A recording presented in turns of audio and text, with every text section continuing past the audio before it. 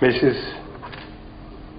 Jagmohan Singh Ji, Lord Savrajpal, Lady Savrajpal, Manu Ji, very, very distinguished guests of this evening. I think it's with a little mixed feeling I am speaking on the Lord Jagmohan Singh's foundation, because he lived life fully. Whatever he could do for society and in keep bringing people together, he did his best. Whether it was in the NRIs, whether it was in the building sector or education sector. I think this is a remarkable quality that without any government aid, he raised the institution, NRI Institute, into an institution. I remember late Shri L.M. Singhvi also came for one of the functions. We had a big discussion with him on what we can do for the NRIs. And Sardar Jagmohan Singh gave a lot of inputs based on what he had received in several conferences.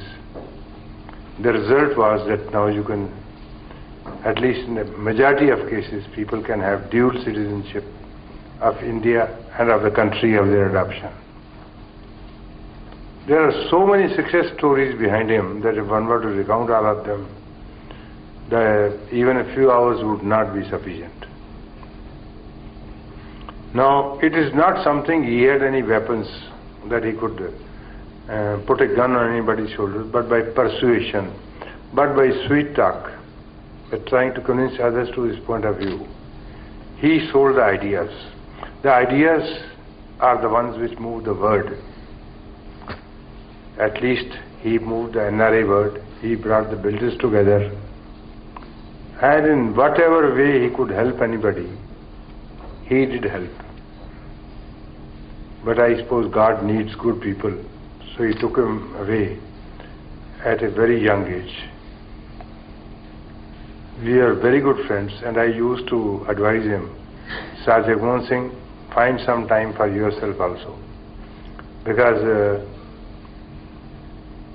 he was living, breathing, and eating his work. Except for what to do next, what to do next.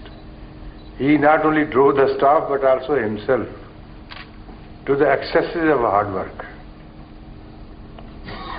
Lord Savrajpal knows him very well, and we are proud of Savrajpal ji for what he has achieved. I was telling him a joke just now, why in India people do not want to invest. Because every single law which is passed adds one more inspector to the already vast bureaucracy. I must share it with Lord Savrajpal, a story in Punjab.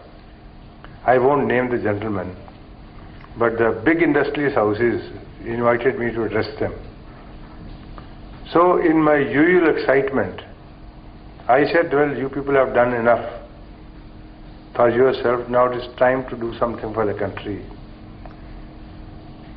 He said, what do you want us to do? I said, look, this country is the 97th most corrupt country in the world, with 34 marks out of 100 by the Transparency International. Why don't you stand up? I won't name the gentleman. He is a multi-billionaire. He said in Punjabi, for the benefit of all, I'll say, he said, I had said 35 inspectors visiting.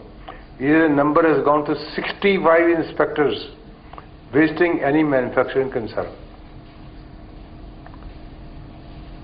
And he said in Punjabi, he said, even a small inspector can twist my neck and close my factory. You have a case of Lakshmi Mittal. He is supposed to invest something like 60,000 crores worth of steel plant in Jharkhand. MOU was signed in 2006. Nothing ever happened. He spent about 300-400 crores. He said, doesn't matter.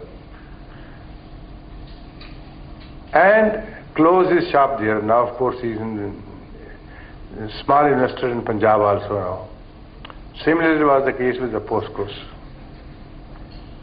Why go far off? I will mention something which happened to me personally. I happened to be director in the Ministry of Commerce and Foreign Trade in the days of Inspector Raj. V.B. Singh happened to be the Minister of Commerce. Somehow he had very good opinion about me. 3 persons, out of which 2 are no more. One was Abid Hussain, Commerce Secretary. The other was Vinod Pandey, who was the Governor of Bihar. And third was myself. Rest he felt was everybody was out to make money. He said, I want you to lead a delegation to Japan. I said, look, I am a policeman, I have no idea of the trading. No, he says, but you can persuade people, you can sell India. I said, sir, I can try, I can't guarantee. So he says, I'll give you a week's time to prepare yourself. At that time in 79, a Japanese company was willing to invest $500 million.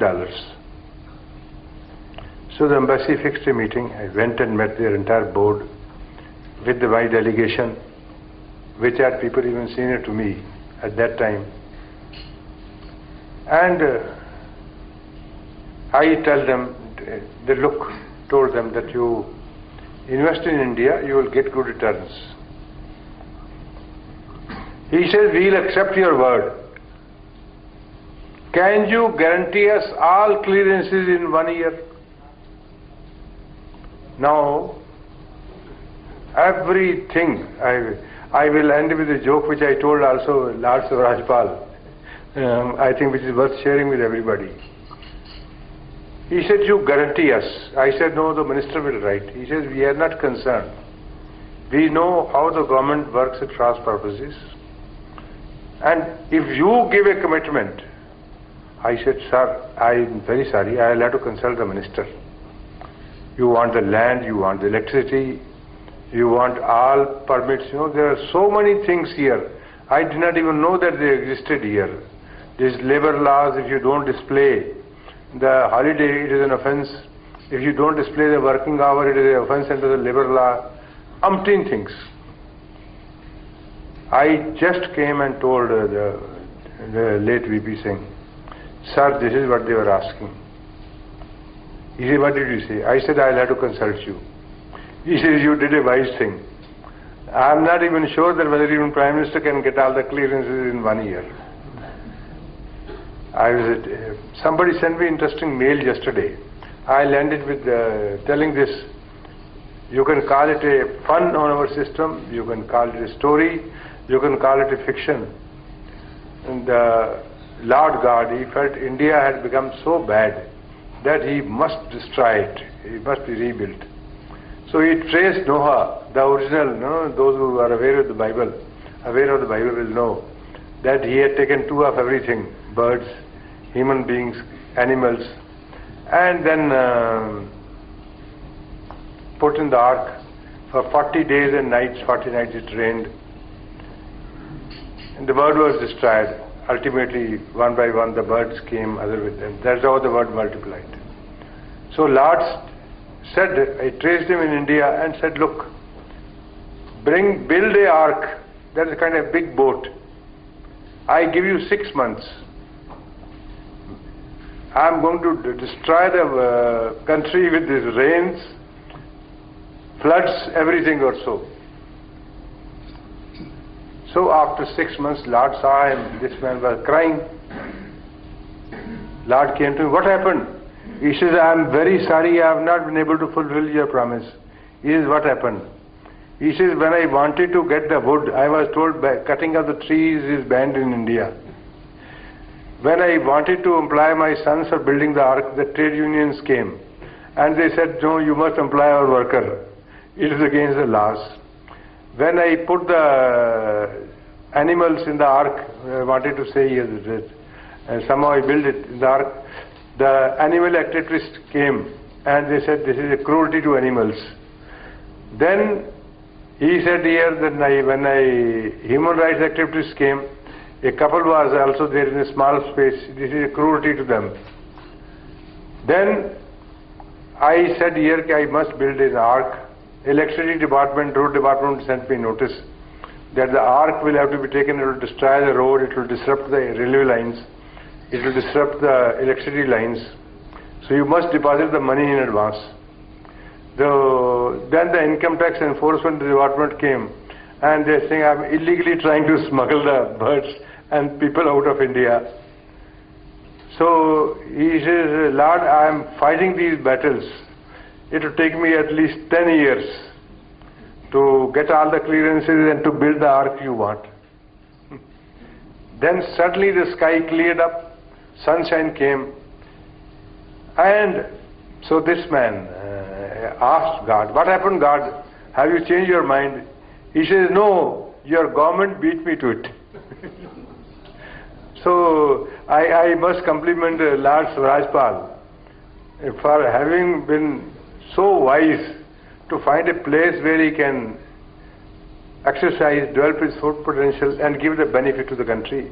We are proud of you, sir, for what you have done, but please, wherever you get a chance here, tell our people also that you can also progress, provided you develop an atmosphere, you develop an environment where people can thrive without latent corruption.